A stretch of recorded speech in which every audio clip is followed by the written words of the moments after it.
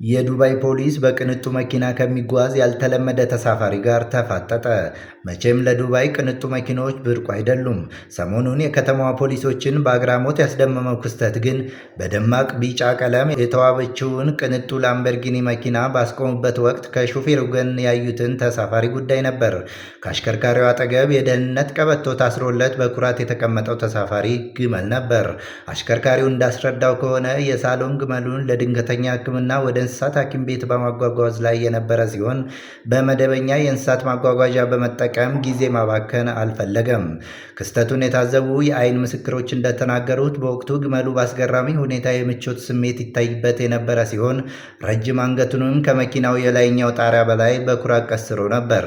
በወቅቱ በመንገዱ ላይ ይተላለፉ የነበሩ አሽከርካሪዎች ክስተቱን ባለማመን በስልኮቻቸው ካሜራ ለማስቀረት ሲሞክሩ ታይተዋል።